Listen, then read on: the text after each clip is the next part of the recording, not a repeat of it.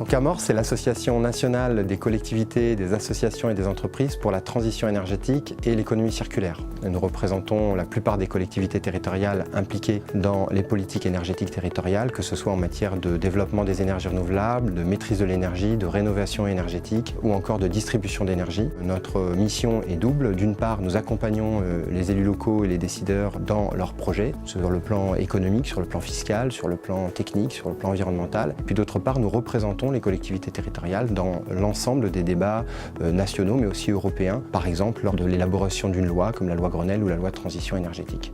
Nous sommes en particulier à l'origine d'un certain nombre de mesures qui ont permis de développer les politiques énergétiques territoriales comme la TVA réduite sur les réseaux de chaleur ou l'éligibilité des collectivités au certificat d'économie d'énergie.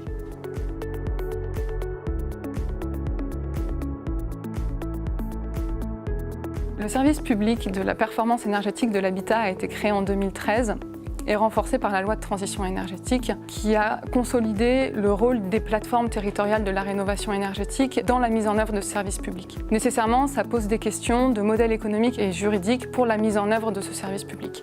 Amorce travaille activement sur ces deux sujets. On renseigne par exemple nos adhérents sur les évolutions induites par le fait de mettre en œuvre un service public. Faut-il le gérer en interne, l'externaliser et si oui, par quelle procédure? Sur les modèles économiques, Amorce a analysé le fonctionnement d'une trentaine de plateformes et on remarque qu'entre 50 et 70% du budget de l'activité de ces plateformes est consacré à l'accompagnement des particuliers. Nous, on va conseiller nos adhérents pour essayer de mettre en place un accompagnement optimal pour massifier le nombre de rénovations énergétiques sur le territoire dans le respect et les contraintes budgétaires de l'État et des collectivités territoriales.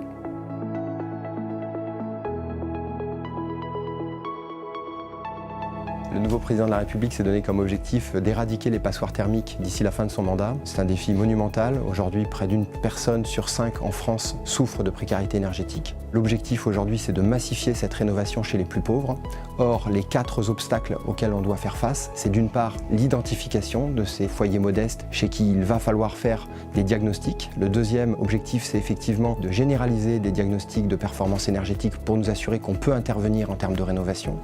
Le troisième défi, c'est d'assurer une coordination des aides qui va permettre de limiter le niveau de financement apporté par ce ménage. Et enfin, et c'est presque le plus important, c'est de faire baisser les coûts.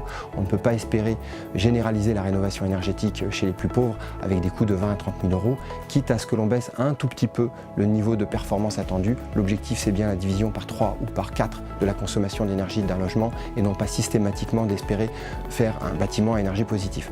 C'est la raison pour laquelle nous avons proposé, en particulier au Premier ministre, la mise en œuvre de plans territoriaux de lutte contre la précarité énergétique, portés par les élus locaux, portés par l'intercommunalité et les départements. Et bien entendu, les plateformes territoriales de la rénovation énergétique doivent être le support, doivent être le vecteur de ces plans territoriaux portés par les élus locaux.